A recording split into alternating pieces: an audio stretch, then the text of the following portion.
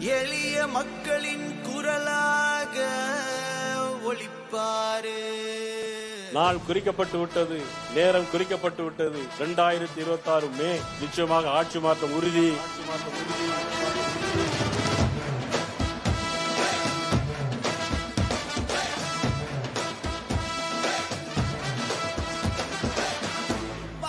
வராரு நம்ம தலைவரே, தோளோடு தோளாக எப்போது நிற்பாரு.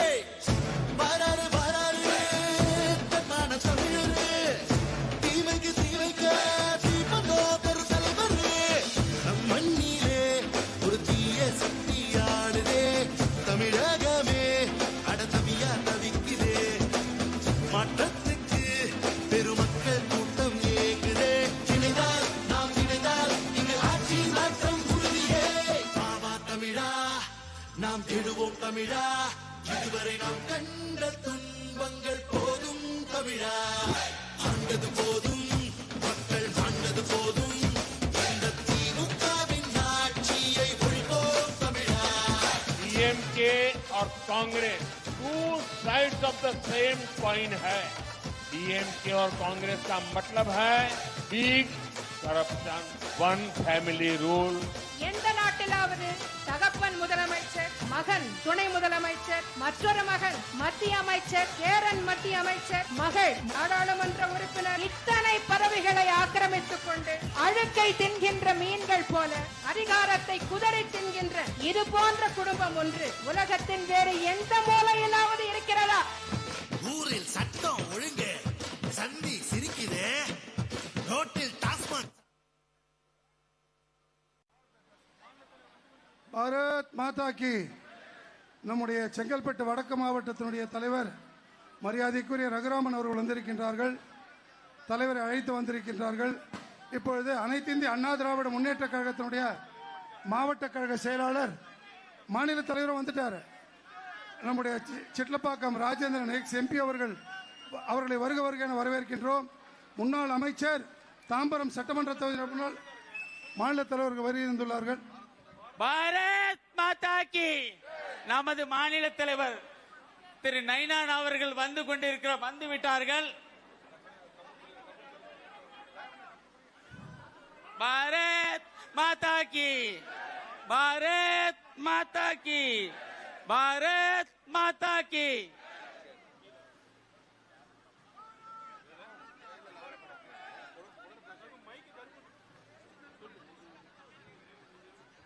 பாரத் மாதா கி.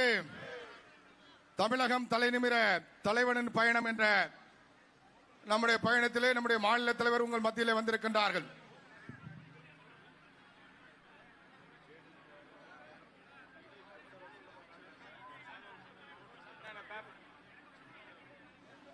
அண்ணா திராவிட முன்னேற்ற கழகத்தினுடைய முன்னாள் அமைச்சர் மரியாதைக்குரிய அண்ணன் சின்னையா அவர்கள் உங்கள் மத்தியிலே நம்முடைய மாநில தலைவரை வாழ்த்தி பேசுவார்கள்.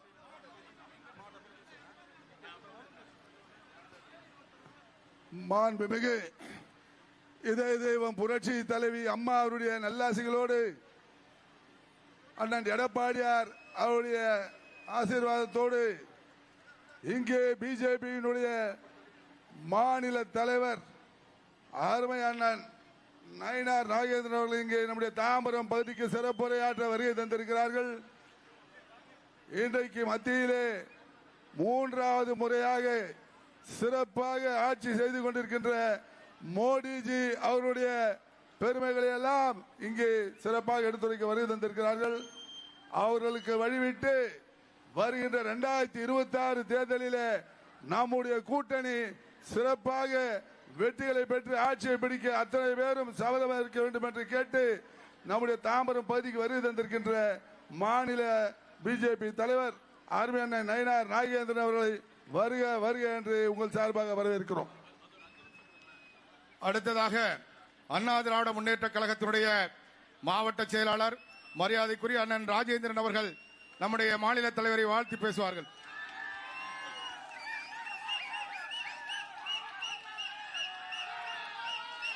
பாரத பிரதமர் மோடிஜி அவர்களுடைய நல்லாசியோடு கழக பொதுச் செயலாளர் மாண்புமிகு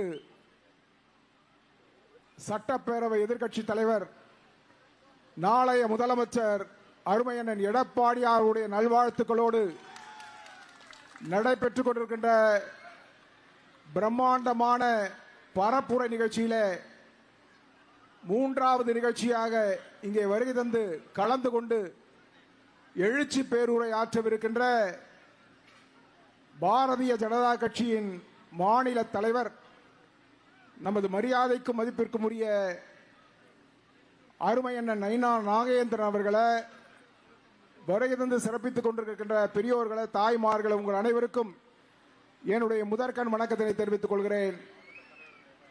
2026ஆம் ஆண்டு நாம் பெறப்போகக்கூடிய வரலாற்று சிறப்புமிக்க வெற்றியினை எடுத்து கூறுகின்ற வகையிலே இந்த நிகழ்ச்சி மிக பிரம்மாண்டமாக ஏற்பாடு செய்யப்பட்டிருக்கிறது. அன்பு பெரியோர்களே, நாட்டு மக்கள் அனைவரும் இந்த ஆட்சி எப்பொழுது வீட்டுக்கு அனுப்பப்படும் என்கின்ற எண்ணத்தை உடையவர்களாக இருக்கிறார்கள். நடைபெற்றுக் கொண்டிருக்கின்ற திமுக ஆட்சி எப்பொழுதெல்லாம் ஆட்சிக்கு வருகிறதோ அப்பொழுதெல்லாம் தமிழகத்திற்கு நேரக்கூடாத இன்னல்கள், துன்பங்கள், துயரங்கள், இடுக்கண்கள் வரும் என்று சொல்லுகின்ற அடிப்படையிலே இந்த 4.5 ஆண்டு காலம் நாம் ஒவ்வொருவரும் தனிப்பட்ட முறையில் இந்த ஆட்சியால் பாதிக்கப்பட்டிருக்கிறோம். அந்த வகையிலே வருகை தந்திருக்கக்கூடியவர்களை நான் பணிவன்போடு கேட்டுக்கொள்வதெல்லாம், குடும்ப ஆட்சி நடத்தக்கூடிய ஸ்டாலினை வீட்டுக்கு அனுப்புவோம், குடியானவர் அண்ணன் எடப்பாடியார் அவர்களை கோட்டைக்கு அனுப்புவோம் என்று சொல்லி விடைபெறுகிறேன். நன்றி, வணக்கம். அடுத்தபடியாக பாரதிய ஜனதா கட்சியின் மாநில தலைவரும் சட்டமன்ற உறுப்பினரும் பாரதிய ஜனதா கட்சியின் சட்டமன்ற குழு தலைவருமான எங்களுக்கெல்லாம் பாசத்திற்கிய அண்ணன் திரு நயினார் நாகேந்திரன் அவர்களை இங்கு சிறப்புரையாற்றுமாறு அன்புடன் அழைக்கிறேன்.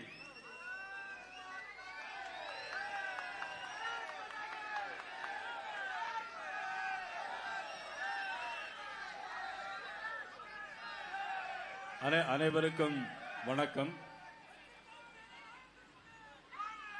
நடைபெற்றுக் கொண்டிருக்கின்ற திராவிட முன்னேற்ற கழக திராவிட மாடல் அரசை வீட்டுக்கு அனுப்ப வேண்டும் என்பதற்காக தேசிய ஜனநாயக கூட்டணியுடைய சார்பாக நடைபெறுகிற இந்த கூட்டணியில் இந்த நிகழ்ச்சியில் கலந்து கொண்டிருக்கின்ற மாவட்ட தலைவர் ரகுராமன் அவர்களே, மாநில பொதுச் செயலாளர் கருப்பு முருகானந்தம் அவர்களே,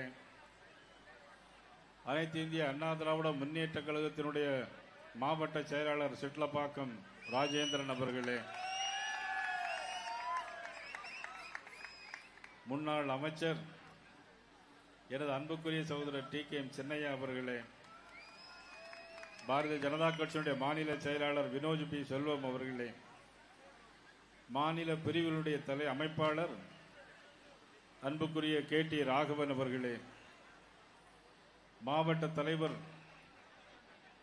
தமிழ் மாநில காங்கிரசினுடைய மாவட்ட தலைவர் வேணுகோபால் அவர்களே, மீனாட்சி நித்யசுந்தர் அவர்களே, முன்னாள் மாவட்ட தலைவர் வேதா சுப்பிரமணியம் அவர்களே, முன்னாள் சட்டமன்ற உறுப்பினரும் எனது நண்பருமான தாம்பரம் தனசிங் அவர்களே, பல்லாபுரம் சட்டமன்ற தலைவர் IJK தலைவர் பன்னீர்செல்வம் அவர்களே, வழக்கறிஞர் பிரிவினுடைய மாநில தலைவர் குமரூர் அவர்களே, கந்தவேலு அவர்களே, ரத்ன சுப்பிரமணியன் அவர்களே, பாலாஜி அவர்களே, மகேஸ்வரி அவர்களே, ராஜா அவர்களே, மாவட்ட தலைவர்கள் குமார் அவர்களே, டாக்டர் பிரவீன் அவர்களே, இந்த நிகழ்வில் கலந்து கொண்டிருக்கின்ற டெய்சி அவர்களே மற்றும்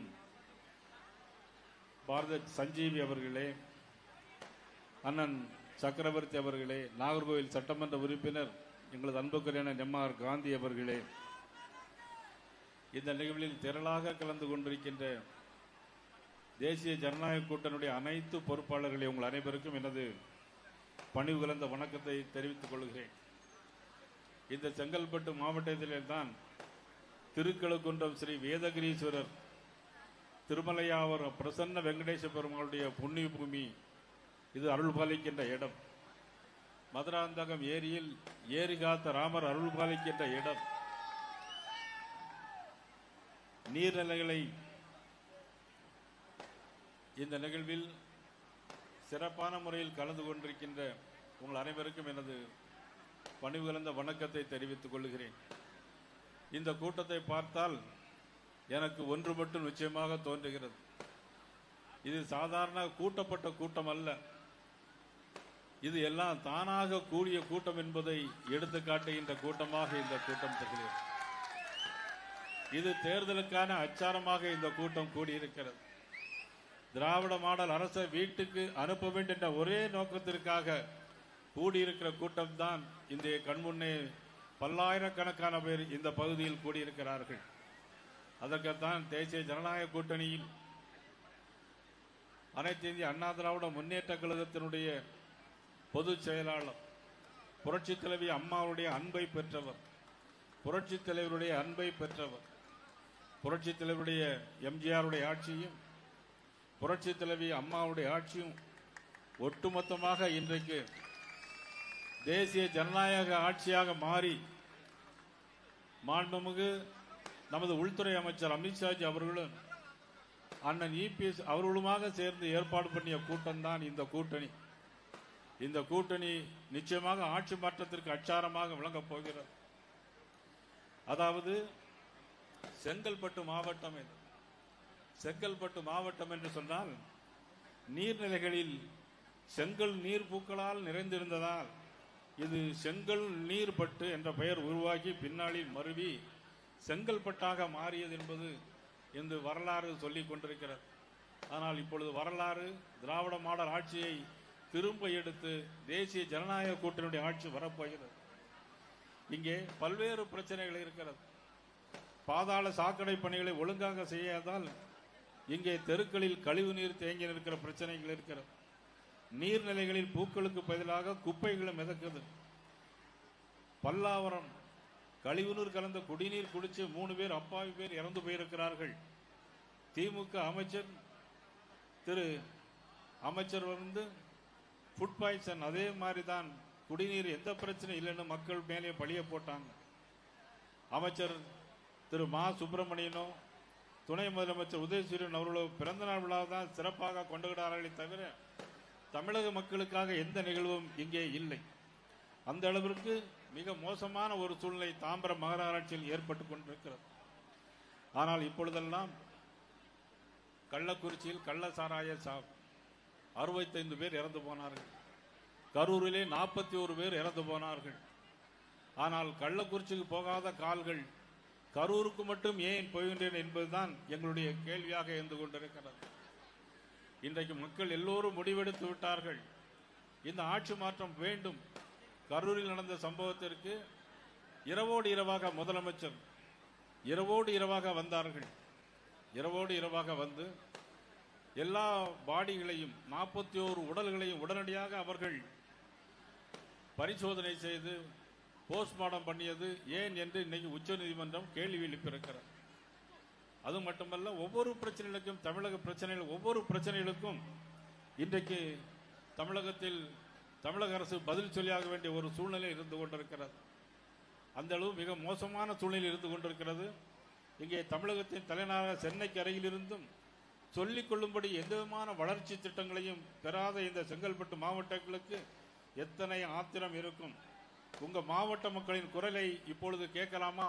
இந்த வீடியோவில் இந்த மாவட்ட மக்களின் குரல் எத்தனை குறைகள் இருக்கிறது இப்பொழுது இந்த வீடியோவில் நீங்கள் பார்க்கலாம்.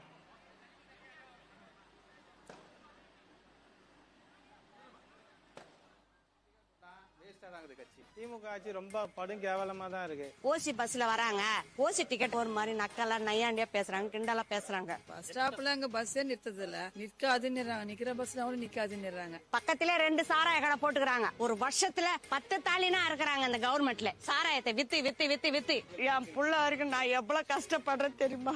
வந்து பாருங்க, இப்ப என் கூட வருங்க. என் வீட்டுல எவ்வளவு பிரச்சனை தெரியுமா? 10 ரூபாய் சம்பாதிச்சா 9 ரூபாய் குடிக்கிறோம், 1 ரூபாய் குழந்தைங்க வீட்டுல கொடுக்குறாங்க. முன்னாடி பாத்தீங்கன்னா தண்ணி நல்லா சூப்பரா இருந்துச்சு. இப்ப காவா நீர் கலந்து வருது. வீடு கட்டணும்னா கூட தண்ணி நல்லா இல்ல, அந்த தண்ணி ஃபுல்லா வருது இல்ல, சாக்கடை தண்ணி. மலேரியா நிமோனியா எல்லாருக்கும் ஜுரம் வந்திருக்கு. பிள்ளைகளெல்லாம் தூக்கிட்டு ஓடத்தான் செய்யறாங்க. சுகாதார சீர்கேடு நிறைய இருக்குது, சட்ட ஒழுங்கு பிரச்சனை நிறைய இருக்குது. நாங்க ரொம்ப எதிர்பார்த்தோம் பெண்களோட பாதுகாப்பு இந்த ஆட்சி எங்களுக்கு நல்லபடி இருக்கும் அப்படின்ற மாதிரி. பட் எதிர்பார்த்தது எங்களுக்கு இல்ல. இருந்ததை விட ரொம்ப மோசமான நிலைமைக்கு தான் இன்னைக்கு பெண்களோட நிலைமை தள்ளப்பட்டிருக்கு. எல்லா பெண்களுக்கும் எல்லா குடும்ப தலைவர்களுக்கும் 1000 ரூபாய் தரேன்னு சொன்னாங்க. வீடு இருந்தா இல்லன்னாங்க, வண்டி இருந்தா. அதான் முதல்ல தேர்தல் உறுதியில சொல்லலையே, அவங்க வாக்குறுதியில சொல்லலையே. குடிநீர் வசதி இல்ல, பாத்ரூம் தண்ணி இல்ல, நைட்டு 2:30 மணி தண்ணி இல்ல. கிட்னி ப்ராப்ளம் ஆள் இல்லாம கல்லு வயிற்றுல கிட்னில கல் இருக்கு. அவங்களுக்கு பாத்ரூம் போக முடியல, மூஞ்சி கழுவ முடியல, குளிக்க முடியல. இது வரைக்கும் தண்ணீரா சுத்தி தான் வரணும். மேல இருந்து கீழே வரேன். பொண்ணு பிறந்தா 700 ரூபாய், பையன் பிறந்தா 1000 ரூபாய். அதே மாதிரி செக்யூரிட்டிங்க உள்ள போனா காசு, வெளியே வந்தா காசு, ஆயாங்க வேலை செய்யறவங்க காசு. இது கவர்மெண்ட் தான் காரணம் நம்ம சொல்ல முடியும், நம்ம யாரு காரணம் சொல்ல முடியும்? இந்த ஆட்சியில நாங்க ரொம்ப கஷ்டப்படுறோம், ரொம்ப பாதிக்கப்பட்டுக்கிறோம். இந்த ஆட்சியில நாங்க ரொம்ப கஷ்டப்படுறோம், ரொம்ப பாதிக்கப்பட்டுக்கிறோம்.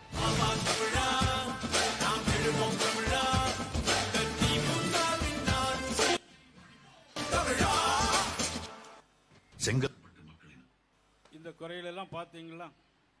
இந்த ஆட்சியில எங்க எடுத்தாலும் லஞ்சம், ஊழல், எங்க எடுத்தாலும் லஞ்ச லாவணியங்கள். சாதாரண பொதுமக்கள் எதையும் வாங்க முடியவில்லை. இன்னைக்கு தீபாவளி நெருங்கி கொண்டிருக்கிறது. இவ்வளவு சூழ்நிலையிலும் இன்னைக்கு விலைவாசி ஒரு விண்ணை முட்டுகின்ற விலைவாசியாக இன்னைக்கு இருந்து கொண்டிருக்கிறது. இதெல்லாம் மாற்றி அமைக்க வேண்டும். தமிழகம் வளர்ச்சி அடைந்தது என்று சொல்லிக் கொண்டிருக்கிறார்கள். எங்கே வளர்ச்சி அடைந்திருக்கிறது தெரியுமா? பாலியல் வன்கொடுமையில் வளர்ச்சி அடைந்திருக்கிறது. இன்னைக்கு பெண்களுக்கு எதிரான குற்றங்கள் இன்னைக்கு 52% அதிகமாக இருக்கிறது. குழந்தைகளுக்கு எதிரான குற்றங்கள் 19% அதிகமாகிக் கொண்டிருக்கிறது. போக்சோ குற்றங்கள் 389% இன்றைக்கு அதிகமாகிக் கொண்டிருக்கிறது. அது மட்டுமல்ல, வயதானவருடைய கொலைகள் தமிழகத்தில் தான் அதிகமாக நடைபெற்றுக் கொண்டிருக்கிறது. அது மட்டுமல்ல, இன்றைக்கு சூசைடினுடைய தலைநகரமாக சென்னை தான் விளங்கிக் கொண்டிருக்கிறது. இந்தியாவிலே எந்த மாநிலத்திலும் இல்லாத அளவிற்கு இங்க சூசைடு அதிகமாக பண்றாங்க. காரணம், போதைப் பொருட்கள் அதிகமாகிக் கொண்டே போகிறது. போதைப் பொருட்கள் அதிகமாகி போறதுனால் எல்லாம் சட்ட ஒழுங்கு சீர்கெட்டு போய் அதிலே பல படுகொலைகள் நடைபெறுகிறது. இவ்வளவுக்கும் காரணம் சட்டம் ஒழுங்கு சரியில்லாத காரணத்தினால்தான். 41 பேர் கரூரிலே உயிரிழந்தார்களே, யார் காரணம்? எதற்கு? தமிழக அரசாங்கம் பொறுப்பேற்க வேண்டும்.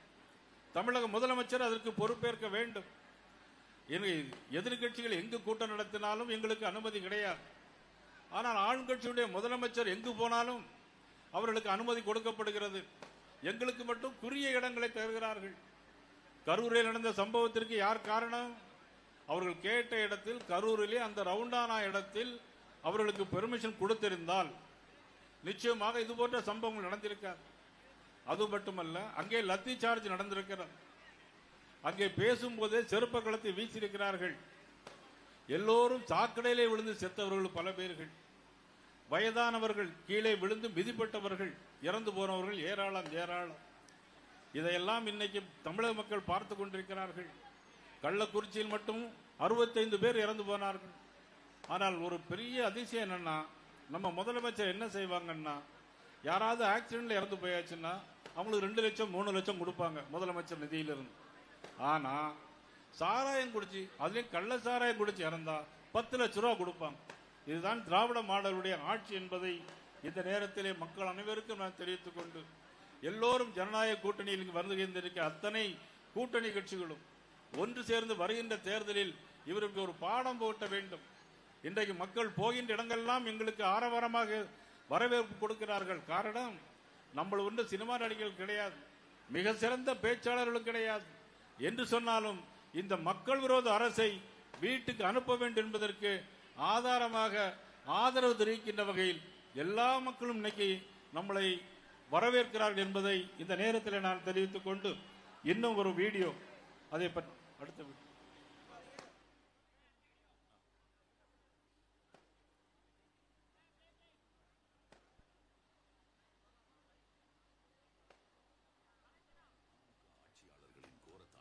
சிதைந்து விட்டது.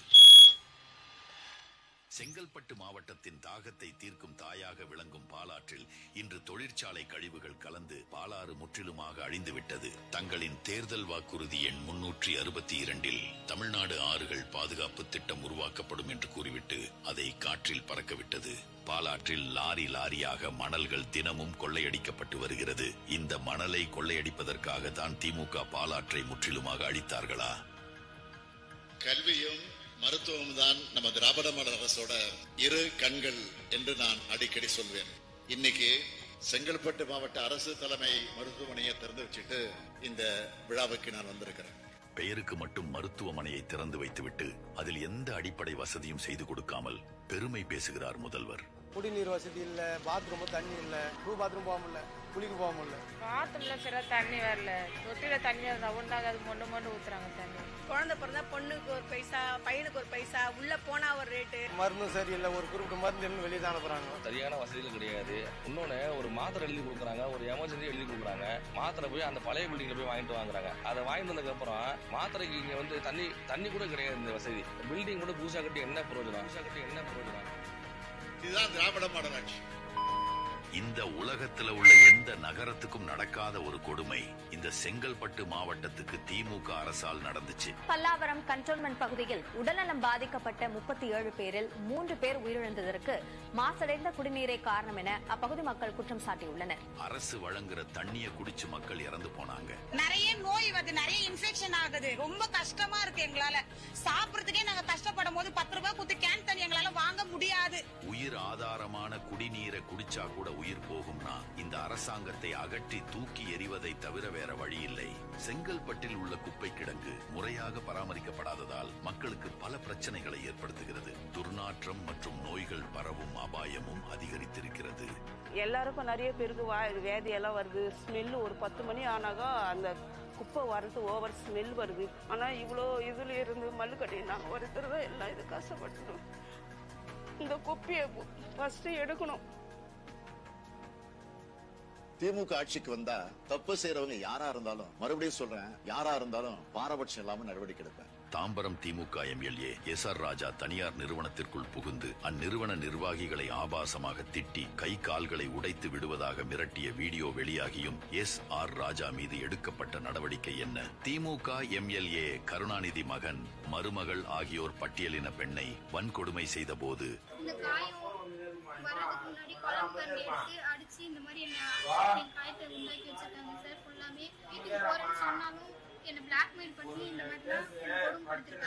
உடனடியாக கைது செய்யாமல் தாமதித்தது ஏன்?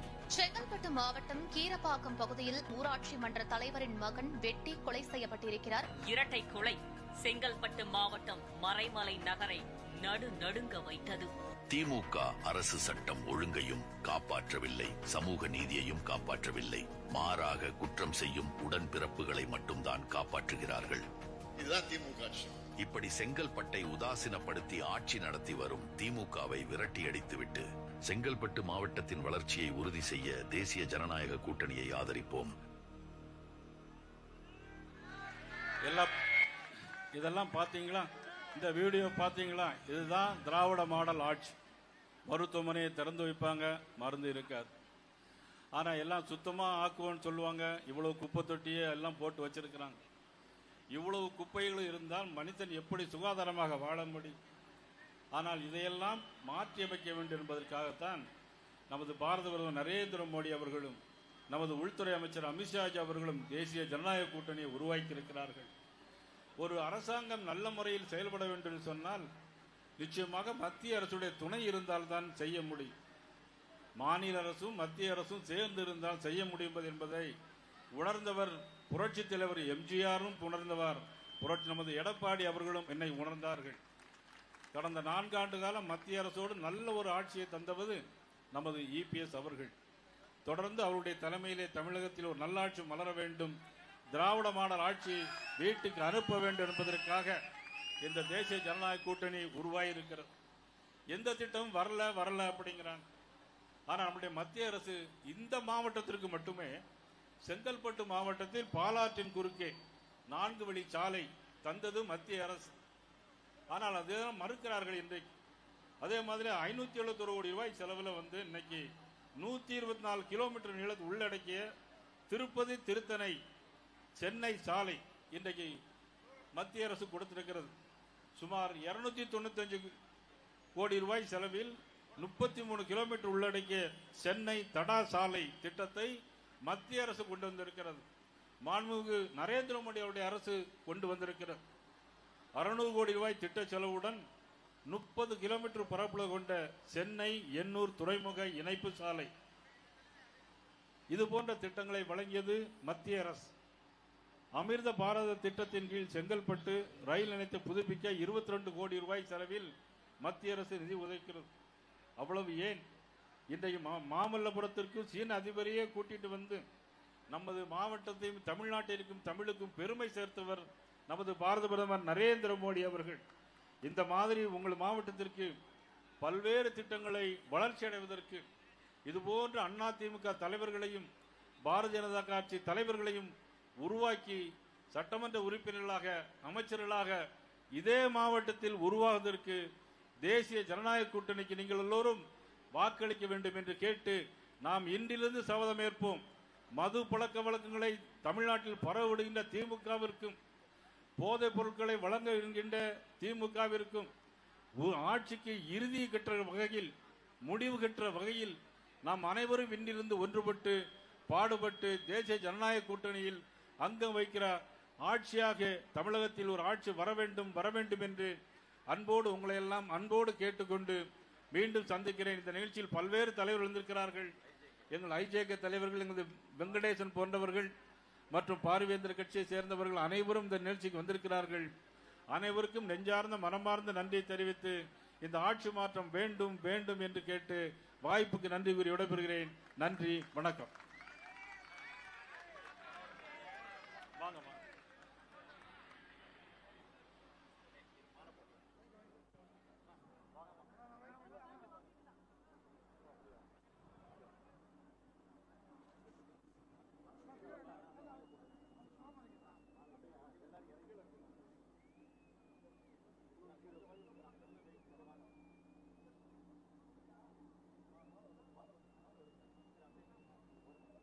கல்வியும்